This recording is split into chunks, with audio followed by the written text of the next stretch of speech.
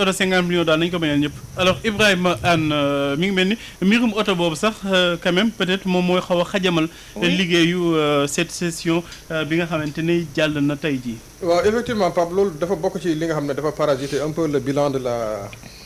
des 7 ans de législature moom balaa may ñëw ci loolu. des 7 mois lan la wax 7 ans. des 7 mois de législature donc balaa may ñëw ci loolu. Awa Diop Ndiaye yaa Abou Kane. ton ami et frère Abou Kane moo ñu envoyé fi benn message bon nee na ñoom sont réveillés ñoom tamit dans du xam naa ne il a rebondi sur le li nga xam ne Ayoba wax na ko nee na seen benn xarit boo xam ne prof d'anglais la au lycée de Saldé. moo def moom tamit un accident de moto. mais Abou Kane nuyu naa ko baax waay. voilà donc mi ngi déglu. donc vraiment moto yi daal dañoo nar a jeexal nit ñi quoi. moto yi moom c'est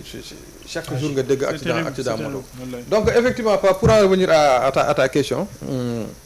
loolu yaakaar naa dafa bokk ci point faible li nga xam ne moom mooy des 7 mois de législature. beneen bi aussi mooy li nga xam ne kii nga xam ne moom mooy Guy Marius Sagna soulevé na ko keroog mooy wàllum sukkur koor fii bon vraiment ay billets comment dire au lieu saint ak yooyu donc loolu aussi bokk na ci li ko xajamal bon beneen bi aussi parce que ñoom ils ont déjà suffisamment parlé des points positifs beneen bi aussi mooy que en 7 mois quand même. L'Assemblée devait def ay quelques jéego quand même par rapport à li nga xam ne mooy prérogative bi leen constitution bi jox mooy le contrôle de l'action gouvernementale et l'évaluation des politiques publiques donc il y a eu dès l'entame je crois de cette gouvernance là deux dossiers le premier dossier c'est le dossier de l'ONAS un DG accusé de son ministre de corruption ba léegi nii dégguñu ministre bi wax ci ba léegi nii dégguñu gouvernement bi am ci benn position bu ferme bu officielle donc loolu yaakaar naa ne assemblée moo waroon lijjanti loolu def ci une commission même bu dul commission d'enquête parlementaire mais au moins une mission d'information qui va éclairer la lanterne des gens beneen bi mooy AES Power bi nga xam ne dañ ko bàyyi finalement entre Thierno Alassane Sall ak ki nga xam ne mooy Jean-Michel Sène ak quelques initiés yoo xam ne mën nañ comprendre de quoi ça retourne alors que je pense que l'Assemblée avait foofu une partition à jouer te ba léegi nii defu ko donc globalement donc yi moom bokk na ci ay points noirs yi nga xam ne yu ma noté la maintenant les points positifs par rapport à li nga xam ne moom mooy la chaîne parlementaire donc loolu aussi c'est quelque chose à saluer beneen bi il y a eu un petit recul c'est toujours maintenu dans le règlement intérieur de l'Assemblée mooy la venue du Premier ministre à l'Assemblée je crois que c'est lui-même qui s'était engagé d'y aller tous les mois donc ñu dem ba à un moment donné et c'est les députés eux-mêmes qui le disent c'est pas le Premier ministre qui le dit c'est le député Ayib Daffé notamment le président du groupe parlementaire qui dit que le Premier ministre a une charge de travail qui fait qu'il ne peut pas répondre aux sollicitations des députés tous les mois alors qu'en France son homologue Bayrou toutes les semaines il est à l'Assemblée avec tout le gouvernement et je pense que un Premier ministre et un gouvernement qui travaille H24 sur des dossiers normalement pour benn ngoon benn après-midi wala benn jour dans le mois que ñu ñëw à l'Assemblée donc war a répondre aux questions écrites et orales yi nga xam ne kii loolu ont été peut-être préalablement envoyées par les députés je pense que c'est pas trop leur demander bon maintenant ñoom ils ont jugé que il faut mettre une fois les 3 mois donc ça va faire 4 fois dans l'année encore que am na ay kii y a des périodes yoo xam ne l'Assemblée n'est même pas en session donc loolu bon peut-être c'est benn recul c'est un petit recul beneen bi mooy que man je pense que là où l'Assemblée vraiment fi ñu waroon appuyer carrément ci en tout cas ci moyen ci li nga xam ne moom mooy moyen de travail yi mooy l'assistanat parlementaire parce que le député mooy ki nga xam ne bu dee un ministre il a un cabinet il a des conseillers il a des chargés de mission il a des ceci il a des cela alors que le député le pauvre député il est seul on lui donne même bu dul la paperasse sax on lui donne une clé mais am na ay députés yoo xam ne bon peut-être ils n'ont même pas le niveau du bac kooku nan nga bëgg comment veux-tu qu'il comprenne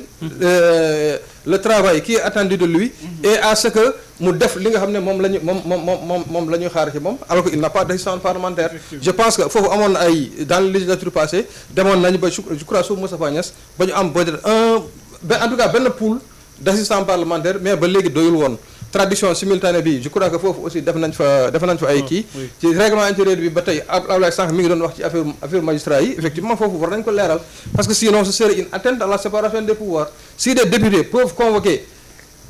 peuvent se lever un beau jour convoquer des magistrats pour que ñu expliquer sur des dossiers qui sont en cours dans le cabinet alors qu'au même moment le magistrat lui quand il veut entendre un député il faut qu'il écrive au procureur général.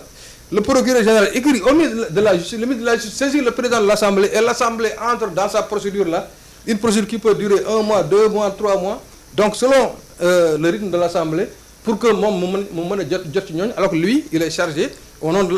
la Constitution dit que lui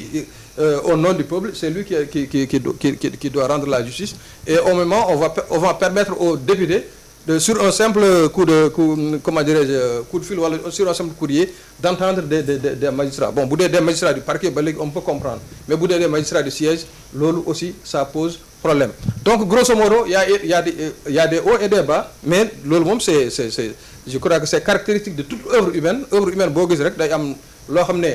baax na loo xam ne baaxul am na loo xam ne aussi bu mënoon a gën a baax donc loolu yaakaar naa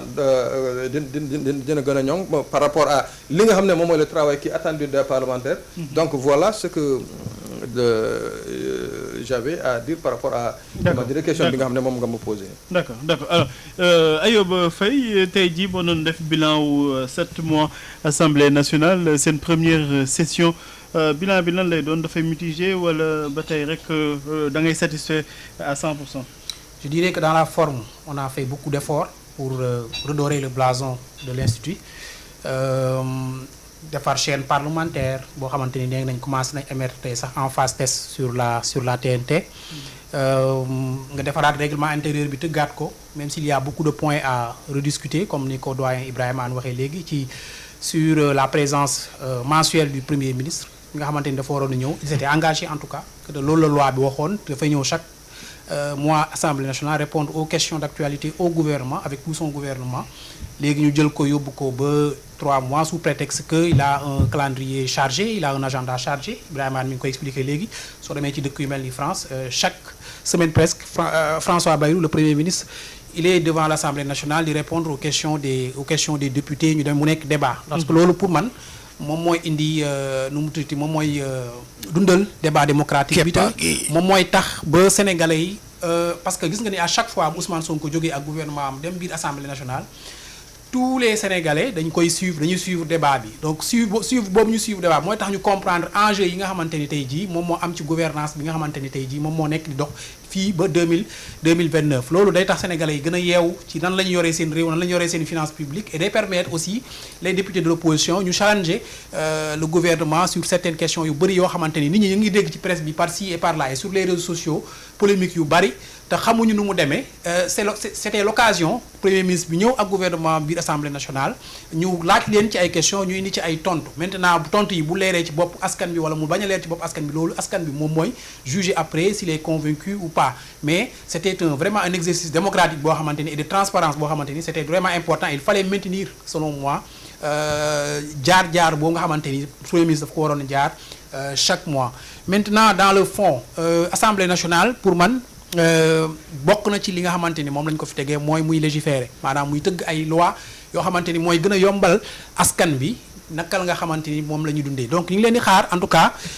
comme 7 mois premier kii bi passé na ñu ngi leen di xaar vraiment ci code de la famille bi par exemple ñu ngi leen di xaar ci yeneen loi yu bari yoo xamante ni tey jii ñoom bi ñu nekkee opposition en tout cas la majorité actuellement bi ñu nekkee opposition waxoon nañ bu ñu ñëwee biir Assemblée nationale dinañ proposer en tout cas loi yooyu pour ñu voter ko donc ñu ngi leen di xaar surtout ci loi yooyu aussi ñu ngi leen di xaar aussi ci la mise en accusation des ministres ou du président de l'ancien régime parce que Guy Marius Sagna dugaloon je pense la proposition de loi ba léegi xamuñu lan moo tax ba léegi kii wuñu actionné wuñu loolu pour mettre ko en accusation pour mu mën a parce que c'est le premier responsable pour moi de ce qui s'est passé diggante 2021 ba 2024 donc pour man dans le fond des na parce que ça a été entaché par plusieurs polémiques doyen wax na ci léegi ak ñoom Awa Diop Ndiaye ci affaire u véhicule yi et cetera Diop Ndiaye a raison députés yi dañ leen war a jëndal véhicule. Abdoulaye Mbow a souligné tout à l'heure que la question ne s'est jamais posée et il a parfaitement raison mais soo nekkee ci pour man suñu nekkee ci dëkk boo xamante ni tey jii Pape Matar est-ce que xam nga ni dëkk bi. malade cancer yi dañuy wër pendant 2 mois rendez-vous. radiothérapie. dem ba Touba di ko fa def. parce que tout simplement dalal jàmm amul. radiothérapie Dantec dañ koy reconstruire pareegul tout simplement parce que dëkk bi amatul machine radiothérapie. la bu fonctionnel bu weesoo bu nekk fële ci Touba boo nekkee ci dëkk yoo xamante ni santé bi tey jii dafa am ay urgence yoo xamante ni tey jii mi ngi fi taxaw dara doxul je pense que mën nga jënd ay oto. mais mën nga tamit optimiser ce budget ñu def arbitrage ñu wax ni yii mooy urgence yi parce que da nga ñëw ni këmloo askan bi ni marge de manœuvre sax amatuñu bu bari donc mënoo wax askan bi ma amatuñu marge de manœuvre bu bari ministre yi doxantoo ay oto 50 millions député yi doxantoo ay oto 50 millions DG yi doxantoo ay oto 50 millions pour moi c'est totalement contradictoire alors que dëkk bi ñëpp xam nañ li fi nekk en termes d'urgence surtout sur le plan mais justement Ayoba est-ce que tey jii bu ñu empêcher par exemple député yi ñu jënd oto 50 millions ba noppi permettre ko DG yi est-ce que du injustice. loolu laay wax justement. oui c'est pas seulement ci député yi lañ ko war a bañal. le premier ministre avait fait une sortie temps yi la passé wax ni ci njëndum oto yi danañ bàyyi oto yi nga xamante ni tey jii ñu leen di woowee ay 8-8 dem ci berline yi nga xamante ni tey jii ñëpp ci administration moom lañ leen di jëndal. et pour man loolu c'était une bonne décision boo xamante ni tey jii jël dañ ko war a mettre en application parce que tey jii munoo DG yi di doxantoo 8-8 ministres yi doxantoo 8-8 ñu di tey ci dëkk boo xamante ni tey jii amuñu marge de manœuvre budgétaire lañ nekk boo xamee oto yooyu li ñuy consommer par jour en matière de carburant c'est fou comme budget donc ci optimisation bi ak rationalisation bi pour man vraiment en tant que institution parlementaire tey jii waroon nañoo joxe la voix pour wax ni kat ñun député yi def nañ benn sacrifice au lieu ñuy jënd oto 50 millions par exemple tey jii dinañ jënd ay oto 25-30 millions ñu économiser au moins une vingtaine de millions boo xamante ni tey jii dinañ ko mën a arbitrer def ko feneen foo xamante ni tey jii urgence la te dëkk bi laaj na ko donc en man sama bilan c'est un peu mitigé parce que dans la forme comme ni ma ko waxee léegi def nañ ay jéego ci wàllu yu bari mais dans le fond am na ay débats yoo xamante ni mi ngi fi ay pratiques yoo xamante ni mi ngi fi ba léegi ñu ngi ko doon gis ci yeneen législature yu te ba tey jii mënuñu wax ni dañ. ba tey sax ci assemblée bi nañuy des